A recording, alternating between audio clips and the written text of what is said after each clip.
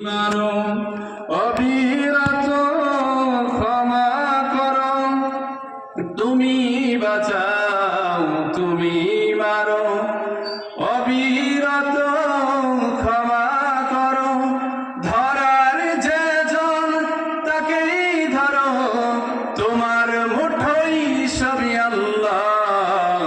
সুবহানাল্লাহ আলহামদুলিল্লাহ লা ইলাহা ইল্লাল্লাহ। আলহামদুলিল্লাহি রাব্বিল আলামিন। সমস্ত প্রশংসা কার জন্য? আল্লাহ তাআলার জন্য। আল্লাহ রাব্বুল আলামিন আজকের এই মাহফিলকে কবুল করুন, সকলে বলেন আমিন। আজকের মাহফিলের সম্মানিত সভাপতি, প্রধান অতিথি, প্রধান মেহমান এবং দায়িত্বশীল যারা আছেন, আমাদের মুহতামিম হুজুর এবং শিক্ষক বৃন্দ, ছাত্র বন্ধুরা, এলাকার প্রিয় মুসলমান ভাই এবং বোনেরা, সকলের প্রতি আন্তরিক সালাম। আসসালামু আলাইকুম ওয়া রাহমাতুল্লাহ। আল্লাহ রাব্বুল আলামিন বলেন, লাইন শাকারতুম লাযীদান্নাকুম ওয়া লাইন কাফারতুম ইন্না আযাবি লাশাদীদ। যেহেতু পাশেই কবরস্থান, আমাদের সকলকে মৃত্যুবরণ করতে হবে, ঠিক কিনা? এর থেকে কোনো সত্য আর কোনো কথা হতে পারে না। আল্লাহ রাব্বুল আলামিন বলেন, কুল্লু নাফসিন যায়িকাতুল মাউত। মৃত্যু হবে, মরণ থেকে পালানোর সুযোগ কিন্তু আমরা পাবো না। পাবো না কি প্রিয় ভাই? সম্মানিত এলাকাবাসী, এই মাদ্রাসার মাহফিল, এতিমখানার মাহফিল, গোরস্থানের মাহফিল বলে ছেড়ে দিয়েন না। এই মাহফিলটা আজকে জান্নাতের বাগান। সুবহানাল্লাহ।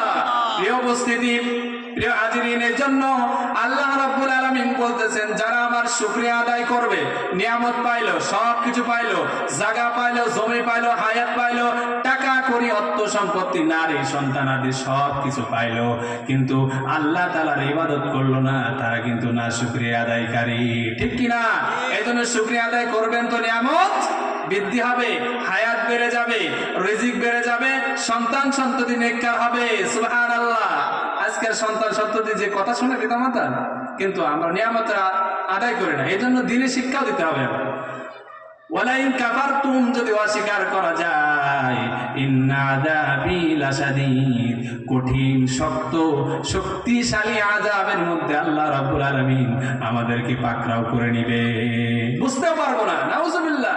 এই জন্য পাশেই যেহেতু গোরস্থান, সম্মানিত এলাকাবাসী, সংক্ষিপ্ত কথার সময় কম, এই জন্য বেশি ভূমিকায় যেতে পারলাম না। আমাদেরকে পাপ থেকে বাঁচতে হলে কয়েকটা পয়েন্ট আমাদেরকে মনে রাখতে হবে। কয়েকটা গুরুত্বপূর্ণ পয়েন্ট আছে, এর মধ্যে আমি 12টি পয়েন্ট বলার চেষ্টা করব। সময়ের মধ্যে যদি হয় তো ইনশাল্লাহ শেষ করার চেষ্টা করব। 1 নম্বরে, পাপ থেকে যদি বাঁচতে চাই তাহলে আমাদেরকে আখিরাতের ফিকির করতে হবে। কোথাকার আখিরাতের সম্বল আমাদেরকে গোছাই দুনিয়ার বুক থেকে নিতে হবে। কারণ দুনিয়া থেকে যখন চলে যাব, তারপরে কিন্তু আমাদের আর কোনো সম্বল নেওয়ার সুযোগ হবে না। হবে নাকি? এই জন্য আখিরাতের ফিকির করতে হলে কি করতে হবে? বেশি বেশি মরণের স্মরণ করতে হবে। মৃত্যুর পথযাত্রী, আমার দাদা চলে গেল, আমার বাবা চলে গেল, এবং কি অনেকের ছোট ভাই যায় কি যায় না, সিরিয়ালে পরে আসছে কিন্তু আগেই চলে গেছে। এই সিদ্ধান্ত কার? এই সিদ্ধান্ত আল্লাহ তাআলার। এই জন্য বেশি বেশি আখিরাতের ফিকির করা, দিনই কাজের মধ্যে যাওয়া, মসজিদে যাওয়া, মাদ্রাসায় যাওয়া, আলেম বিদ্বেষী না হয়ে আলেমের সাথে সুসম্পর্ক রাখা, ঠিক কিনা? 1 নম্বরে আমরা কি করব তাহলে? আখিরাতের ফিকির করব, ভালো ভালো কাজ করব, পারবো তো ইনশাআল্লাহ। 2 নম্বরটা পয়েন্টটা খুবই গুরুত্বপূর্ণ। সম্মানিত মুরব্বিয়ানে একরাম, যুবক ভাইরা, অনেকেই যুবক ভাইরা ভেবে থাকে বয়স তো মাত্র 16, 17, 18, 20, 24, 25, এখনো তো অনেক সময় আছে। আমার দাদা বেঁচেছে 70, 75 বছর, আমি হয়তো বা আরো অনেক বাঁচবো। না না, এই কনসেপ্টটা একদমই ভুল, মিথ্যা এবং ধোঁকা, ঠিক কিনা? ধোঁকা। কারণ আপনার দাদা বেঁচে আছে, আপনি বাঁচবেন তার কি গ্যারান্টি আছে? আপনার বাঁচার কোনো গ্যারান্টি নাই, কথা বলেন ঠিক কিনা? ফাইদা জাআজালুহুম লা ইস্তাখিরুনা সাআতান ওয়া লা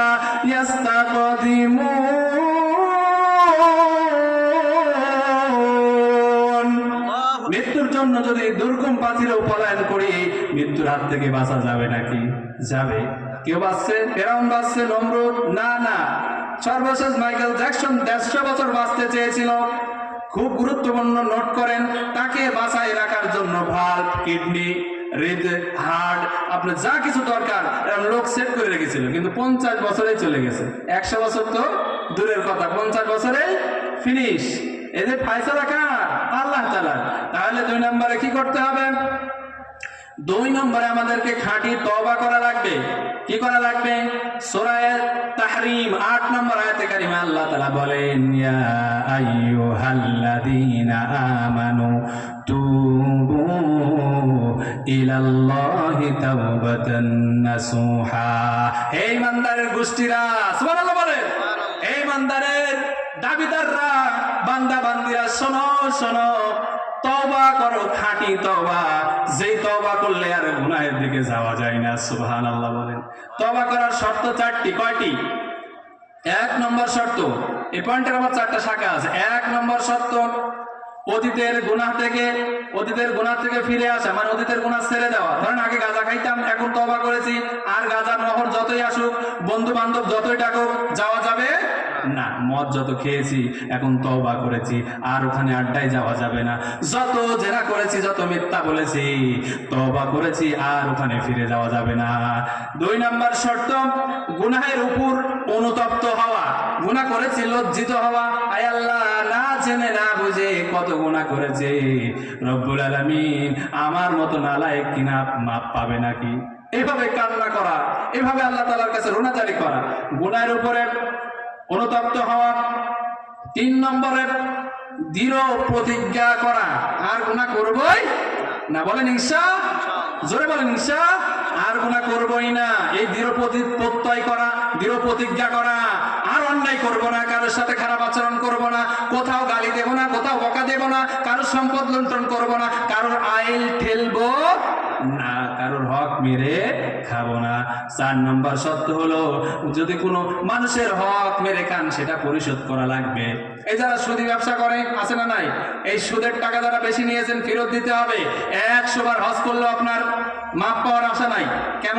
শর্ত 4 নম্বরে, বান্দার হক দিয়ে দিতে হবে। এবং যারা মানুষের হক, ভাইয়ের হক মেরে খেয়েছেন, প্রবাসীদের হক অনেক সময় বেশি মারা হয়। প্রবাসী ভাইদের কষ্ট বোঝেন আপনি?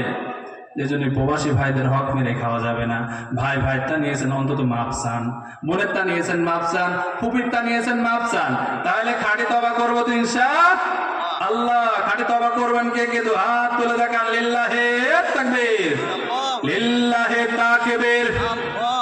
আল কোরআনের আলো, আরে ঘরে বাইরে, আল কোরআনের আলো, আল কোরআনের আলো, সংসদে আলো। বলেন লিল্লাহে তাকবীর।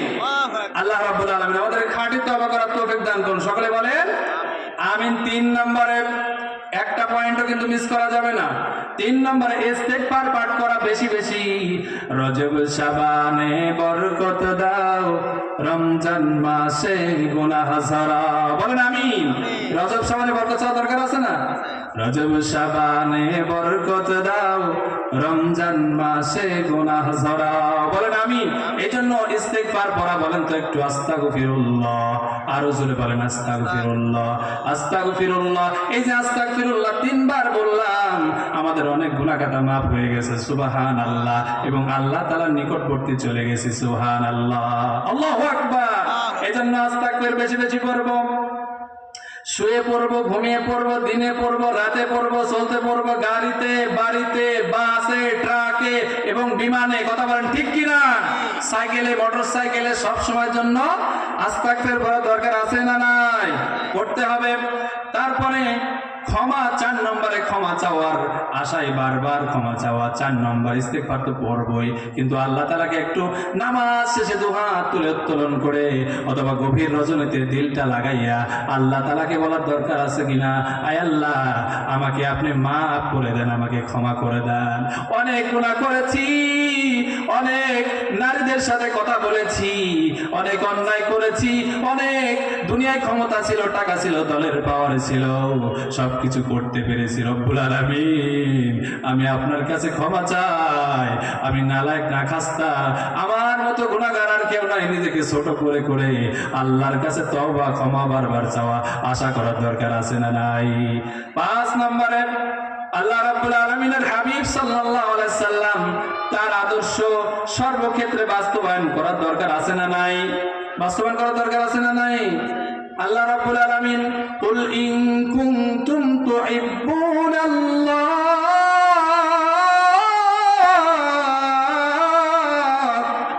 কুল ইন কুনতুম তুহিব্বুনাল্লাহ ফাত্তাবিউনি ইহবিবুকুম ওয়া ইয়াগফির লাকুম যুনুবাকুম ওয়াল্লাহু গফুরুর রহিম। আল্লাহ নিজে বলেছে দিয়েছেন, যদি নবীকে মানতে পারো, ফলো করতে পারো, আমি আল্লাহ তোমাকে ভালোবাসবো। সুবহানাল্লাহ। এজন্য পাপ থেকে বাঁচার ৫ম নাম্বার উপায় কি? রসুলকে মানা, রসুলের সমস্ত সুন্নত, দাড়ি রাখা, টুপি রাখা, সমস্ত কুরআন হাদিস জানার জন্য চেষ্টা করা, যাকাত দেওয়া, হজ করা, তারপরে সদকা করা, আপনার মাদ্রাসা লিল্লাহ ফান্ডে দান করার দরকার আছে না নাই? এগুলা করা। এতিম দেখার দরকার আছে না নাই? ভাই গরিব ভাইকে দেখার দরকার আছে না নাই? বোন গরিব বোনকে দেখার দরকার আছে না নাই? আজকে আমাদের হায়াত যদি বাড়াতে চাই, আত্মীয়তার সম্পর্ক আমাদের বাড়াতে হবে, আত্মীয়তার সম্পর্ক বাড়াতে হবে।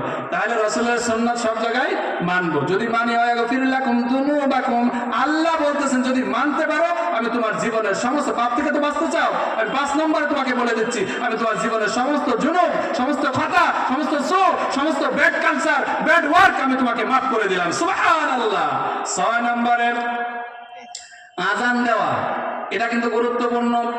আল্লাহ রাসূল সাল্লাল্লাহু আলাইহি সাল্লাম বলেছেন, আবু দাউদের 515 নম্বর হাদিস, আযান যেই মুয়াজ্জিন আযান দেয়, যতদূর পর্যন্ত মাইকের আওয়াজ যায় ততদূর পর্যন্ত অতগুলা গুনাহ আল্লাহ রাব্বুল আলামিন মুয়াজ্জিনের থেকে কাটিয়ে দেয়, মাফ করে দেয়। সুবহানাল্লাহ। এজন্য আযান দেওয়া জানাতানা বিষয় না, শুদ্ধ ভাষায় আযান দিবেন, শুধু মুয়াজ্জিনের কাজ নয় এটা, আপনার সবার শুদ্ধ ভাষায় শুদ্ধ করতে হবে, আযানটা শিখতে হবে, এবং এলাকার যুবক ভাইরা আযান দিবেন। এটা কিন্তু একটা পাপ থেকে মোচন হবার আরেকটা পয়েন্ট, আযান দেওয়া। আযান যদি কেউ দেয় আল্লাহ রাব্বুল আলামিন তার গুনাহ খাতা মাফ করে দেয়। আর এক হাদিসে এসেছে 12 বছর যদি কোনো মুয়াজ্জিন আযান দেয় তার জন্য জান্নাত ওয়াজিব হয়ে যায়। সুবহানাল্লাহ। এজন্য আযান দেওয়া দরকার আছে না নাই? যাকে দায়িত্ব দিয়েছেন সমস্যা নাই, মাঝে মধ্যে গিয়ে আযান দিবেন, কোনো সমস্যা নাই। প্রিয় উপস্থিতি, সময় সংক্ষিপ্ত।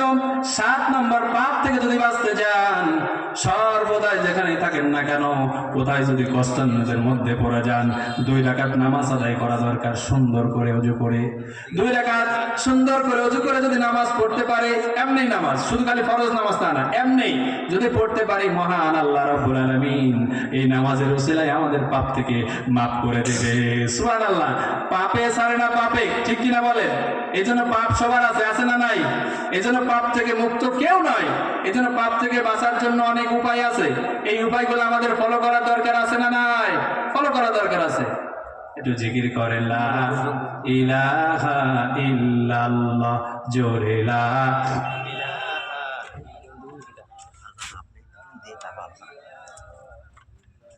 জোরে লা ইলাহা ইল্লাল্লাহ, আর জোরে লা। কষ্ট পাচ্ছেন? কষ্ট পাচ্ছেন? কি বাদ দিয়ে দেবো? একটু বলি, তাই না? বলেন আলহামদুলিল্লাহ, সুবহানাকা লা ইলমা লানা ইল্লা মা আল্লামতানা ইন্নাকা আনতাল আলিমুল হাকিম। আমার তো বলার কোনো যোগ্যতা নাই। এই কোরআনে কারীম তো আল্লাহ তাআলার, যদি আল্লাহ সুযোগ দেয় একটু বলতে পারে, ঠিক কিনা? দোয়া করবেন তো ইনশাআল্লাহ। আমি আপনাদের দক্ষিণ পাড়া ভারেমারের মসজিদের ইমাম ও খতিব, কয়েকদিন আগে নিয়োগ হয়েছে। তো যাই হোক, আল্লাহ তাআলা এইটুকু খেদমত করার তৌফিক দান করেছে। আল্লাহর সন্তুষ্টির জন্য বলতেছি আলহামদুলিল্লাহ। দুরূদ এবং সালাম পেশ করছি মহান মানবতার মুক্তির দেশারি মুহাম্মদুর রাসূলুল্লাহ। সকলে বলেন সাল্লাল্লাহু আলাইহি ওয়াসাল্লাম। দুরূদ পড়বেন বেশি বেশি। কয় নাম্বার চলতেছেন? মনে আছে? 7 নাম্বার। 4 নম্বর পয়েন্ট খুব মনে রাখতে হবে, 2 রাকাত নামাজ পড়বেন, আল্লাহ তাআলাকে মন খুলে বলবেন। দেখবেন মসজিদ থেকে যখন সবাই চলে যায়, বাড়ির দিকে চলে যায়, হাটে বাজারে চলে যায়, অথবা গভীর রজনীতে কেউ থাকে না, একটু মসজিদে গিয়ে 2 রাকাত নামাজ পড়ে যদি আল্লাহ তাআলাকে বলেন, আল্লাহ আল্লাহু আকবার, আল্লাহু আকবার, আয় আল্লাহ এখন তো কেউ নাই, তুমি আর আমি আর তুমি, আল্লাহু আকবার, তুমি আর আমি আর তুমি, মসজিদে কেউ নাই, কেউ ডিস্টার্ব করবে না, কেউ দরজা আটকাই দিয়ে চলে যাবে না। ও আল্লাহ, মনের যত জ্বালা আছে, মনের যত ক্ষুধা আছে, মনের যত কষ্ট আছে, সবকিছু আল্লাহ তুমি ছাড়া মেটানোর আর কেউ নাই। সন্তানের বিয়ে হয় না, মেয়ের বিয়ে হয় না, কাকে বলা দরকার? সন্তানের ছেলের চাকরি হয় না, কাকে বলা দরকার? অসুস্থ থেকে মুক্তি পান না, বলা দরকার কাকে? আল্লাহ তাআলাকে। প্রিয় উপস্থিতি, আমরা আল্লাহ তাআলাকে সেভাবে ডাকতে পারি না, আল্লাহ আমাদেরকে সেভাবে সাড়া দেয় না, ঠিক কিনা বলেন? ডাকার মতো ডাকলে নমরুদ হযরত ইব্রাহিম আলাইহিস সালামকে আগুনের মধ্যে ফেলে দিয়েছিল, সেখানে আল্লাহ রাব্বুল আলামিন আগুন দিয়ে ইব্রাহিম আলাইহিস সালামের একটি পশমও পুরায় নাই। আল্লাহু আকবার। পানির মধ্যে মুসা আলাইহিস সালাম রাস্তা হয়েছিল, ঠিক কিনা বলেন? নামাজ 2 রাকাত কত গুরুত্বপূর্ণ একটু খেয়াল করেন। কথা তো অনেক, এত কথা বলতে পারবো না। আল্লাহ রাব্বুল আলামিন নবী করিম সাল্লাল্লাহু আলাইহি সাল্লামকে মেরাজে নিয়ে গেলেন। কোথায়? সুবহানাল্লাযী আসরা বিআবদিহি লাইলাম মিনাল মাসজিদিল হারাম।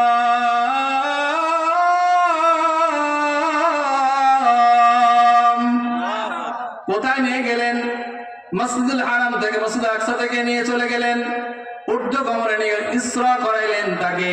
গিয়ে দেখলেন অনেক কিছু, জান্নাত জাহান্নাম দেখলেন, সুদের আযাব দেখলেন, ব্যভিচারের আযাব দেখলেন, মিথ্যার আযাব দেখলেন, হক মারে খাওয়ার আযাব দেখলেন। কিন্তু জান্নাতে গিয়ে দেখলেন জান্নাতের মধ্যে পায়ের খসখস আওয়াজ, পরিচিত আওয়াজ। এই আওয়াজটা কার? জিবরাইল আলাইহিস সালামকে জিজ্ঞাসা করলেন, এই আওয়াজটা পরিচিত লাগে, সুবহানাল্লাহ বলবেন না? ওই আওয়াজটা আপনার তুতলা সাহাবী আজান দিতে গেলে বেঁধে বেঁধে যায়, ঠিক কিনা বলেন? এই সাহাবী হযরত বিলাল রাদিয়াল্লাহু তাআলা আনহু, সুবহানাল্লাহ বলবেন না? দুনিয়ায় ফিরে এসে নবী করিম সাল্লাল্লাহু আলাইহি সাল্লাম জিজ্ঞাসা করে, হে বিলাল, কি তোমার এত আমল? বলো কি আমল? জান্নাতে তোমার পায়ের শব্দ আমি শুনেছি। আল্লাহু আকবার। তিনি কি করতেন? সব সময় যেন মসজিদে গেলে 2 রাকাত নামাজ পড়তেন, ওযু করলে নামাজ পড়তেন। সুবহানাল্লাহ। এই জন্য প্রিয় উপস্থিতি, নামাজ 2 রাকাত সুন্দর করে পড়বেন তো, পড়া দরকার আছে না নাই? বাড়িতে এটার আমল করার জন্য চেষ্টা করবেন। এরপরে আর একটা হলো 8 নম্বর, পাপ থেকে যদি বাঁচতে চাই, খুব গভীর মনোযোগ, এদিক সেদিক তাকানো যাবে না। 5 ওয়াক্ত নামাজ জামাতে আদায় করা। কোথায়? 5 ওয়াক্ত নামাজ আদায় করা, 5 ওয়াক্ত নামাজের সাথে সম্পর্ক রাখা। যদি কোনো ব্যক্তি মসজিদের সাথে নিজের দিলটাকে লাগায়া দেয়, 7 শ্রেণীর ব্যক্তি আরশে আজিমের ছায়া পাবে। তার মধ্যে একটা ব্যক্তি যার দিলটা মসজিদে লাগানো, যে মসজিদের আজানের অপেক্ষা করে, অথবা আজানের আগে যায়, অথবা আজানের পর পরে যায়, যার দিলটা মসজিদের সাথে লাগানো, আমার আল্লাহ রাব্বুল আলামিন তাকে জান্নাত দান করবে, আরশে আজিমের ছায়া দান করবে। সুবহানাল্লাহ বলেন। আরশে আজিম যারা পাবে তারা কি জান্নাতে যাবে না? তো সুবহানাল্লাহ আসতে না জোরে? সুবহানাল্লাহ। প্রিয় উপস্থিতি, 5 ওয়াক্ত নামাজ যদি আপনি 5 ওয়াক্ত নামাজ যদি আপনি পড়তে পারেন, একজন সাহাবী হযরত নবী করিম সাল্লাল্লাহু আলাইহি সাল্লামের কাছে এসে বললেন যে, ইয়া রাসূলুল্লাহ, ইয়া হাবিবাল্লাহ, হুজুর আমার বিচার করেন। আল্লাহু আকবার বলেন। কি সাহাবী, দেখেন অন্যায় হয়ে গেছে, এসে বলতেছে আমার বিচার করেন। বলে, তোমার কিসের বিচার? আচ্ছা তোমার বিচার করতে পারি, ঠিক আছে, তুমি কি এখন জামাতের সাথে নামাজ পড়েছো নাকি? বলতেছে, হুজুর জি জামাতের সাথে নামাজ পড়েছি। তোমার গুনাহ আল্লাহ মাফ করে দিয়েছে। সুবহানাল্লাহ বলেন। সুবহানাল্লাহ। কি আল্লাহ, দেখেন, আল্লাহ আমার রব, এই রবই আমার সব, ঠিক কি না? আল্লাহ আমার রব, এই রবই আমার সব, দমে দমে তন মনে তারি অনুভব, সব, তোমার মদদ পেলে আমি আর না কিছু চাই, তোমার প্রেমের অমূল আমি কি দিয়ে নিভাই, যার হয়েছে তুমি তার নেই যে পরাভব, নেই যে পরাভব। সবাই আল্লাহ আমার রব, এই রবি আমার সব, দমে দমে তোর মনে তারি অনুভব। ঠিক কিনা? এই রব ছাড়া কোনো উপায় আছে? এই রবের কাছে ধন্তা দিতে হবে। রবি আমাদেরকে বাঁচাতে পারে। দুনিয়ার যত বড় দল, এমপি, মন্ত্রী ছায়া তলে থাকেন না কেন, কিয়ামতের ময়দানে রব ছাড়া বাঁচানোর কেউ নাই। কথা বলেন ঠিক কিনা? এই জন্য দুনিয়ার তন্ত্র মন্ত্র, দুনিয়ার সমস্ত ফেসিজমকে হেঁটিয়ে আমরা আল কোরআন এবং আল হাদিসের পক্ষে থাকতে চাই। কথা বলেন ঠিক কিনা? অন্য কিছু আমরা মানি না, আল কোরআন দিয়ে আমরা চলতে চাই। ঠিক?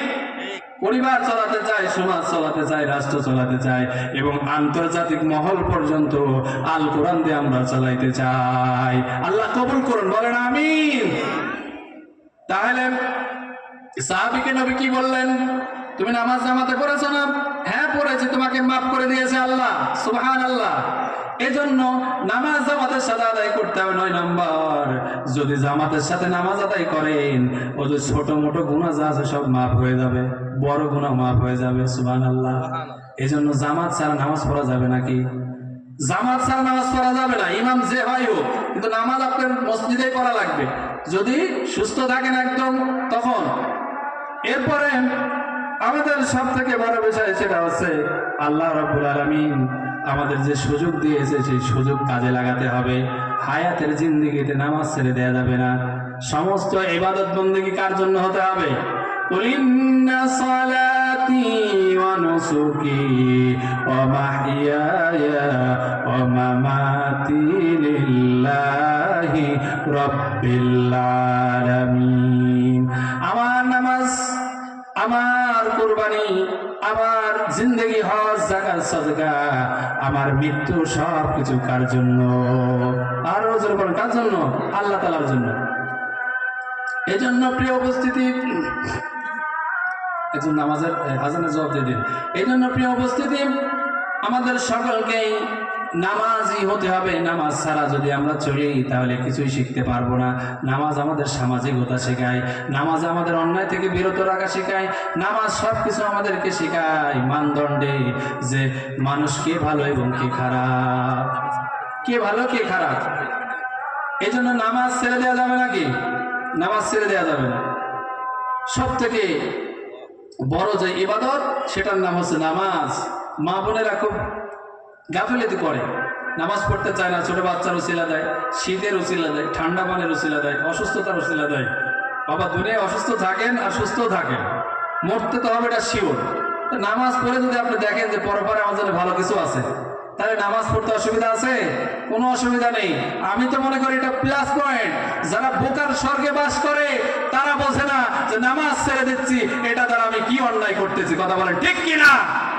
নামাজ ছেড়ে দেয় বোকার স্বর্গে বাস করে, মনে করে নামাজ ছেড়ে দিতে কোনো সমস্যা নেই। আরে ভাই আপনি রক্ত তো চলে যাচ্ছে, আরে নামাজ কেন ছেড়ে দেন?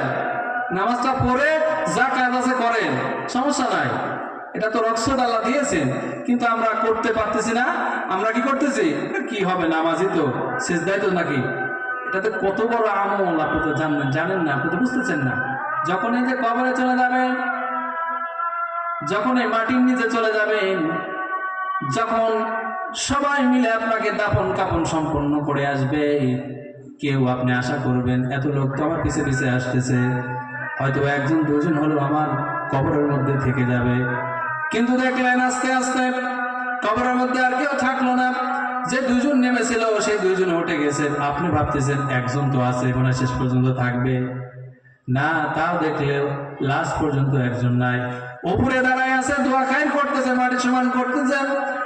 কবরবাসী মনে করতেছে এখনো তো আছে, মনে হয় থাকবে, কারণ দুনিয়াতে একা একা তো থাকে নাই, ভাববে কেউ না কেউ থাকবে। কিন্তু কবর এমন একটা জায়গা, এই জায়গায় আপনার সাথে কেউ থাকবে না। ঠিক কিনা? কেউ থাকবে না। প্রিয় উপস্থিতি, যেখানে যাওয়ার সেখানে আমাদেরকে যেতে হবে একা একা। কিন্তু একা যখন যাব, ফাঁকি পড়া যাবে না। আমরা মুসলমান মুমিন ইমানদার বান্দা ফাঁকিতে পড়তে পারে না। ফাঁকিতে পড়তে পারি? ফাঁকিতে পড়তে পারে না। 10 নম্বরে একটি গুনাহ যদি হয়ে গেলে, গুনাহ কি হলে? গুনাহ হয়ে গেলে সাথে সাথে একটি নেকির কাজ করে ফেলা। এটাকে অন্যদিকে নেবেন না যে গুনাহ করা যাবে, তাহলে আমি কিন্তু গুনাহ করার কথা বলিনি। গুনাহ হয়ে গেলে, ঠিক কি না? কথার মারপ্যাচ আছে, কথা শুনতে হবে ভালো করে। গুনাহ যদি অন্যায় মানে যে কোনো শয়তানের ধোকায় পড়ে হোক আর যে কোনো ভাবে যে হোক যদি হয়ে যায়, তাহলে কি হবে জানেন? গুনাহ যদি হয়ে যায়, হয়ে গেল, সঙ্গে সঙ্গে একটু তওবা পড়া, নেকির কাজ করে ফেলা।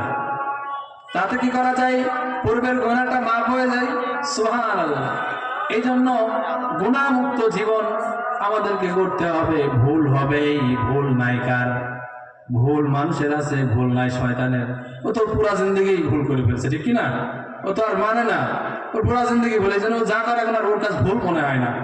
ঠিক আমরা যারা মানুষ আছি, আমরা যা করি খালি ভুল এটা মনে করতে হবে। অনেকে আছে নামাজ ছেড়ে দেয়, গুনাহ এটা মনেই করে না। মানুষকে খারাপ আচরণ করা গুনাহ মনেই করে না।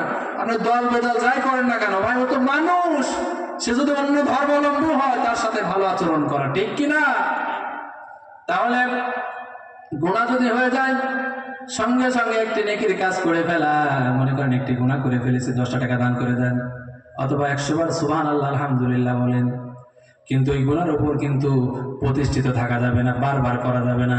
আল্লাহ কিন্তু আমার আপনার মনের নাটক বুঝে, ঠিক কিনা বলেন? ওয়া মাকারু ওয়া মাকারাল্লাহ ওয়াল্লাহু খায়রুল মাকিরিন। এ বান্দা, কত মক্কর জানো তুমি? সব থেকে বড় কিছু মেকানিজম, যত কিছু ক্রিয়েট করি, সব কিছু ক্রিয়েটার কে বলেন? আল্লাহ। আমি তো বসে আছি, তোমাকে আমি একদিন ঘুরের সুতে ধরে টান দেব, ঠিকই তোমার চলে আসতে হবে। এজন্য প্রিয় উপস্থিতি, মরণ থেকে যতই পালাও, মরণ তোমার লইবে ঘিরি। যদিও পালাও সে তাই লাগাইয়া সিঁড়ি, নদী পথে নৌকা চালাও হে মাঝি ভাই। বেলা ডুবার আগে আমি ওপার যেতে চাই, ডুবে গেলে বেলা রে আর ওঠে না, ভেঙে গেলে মেলা রে আর জমে না। লা ইলাহা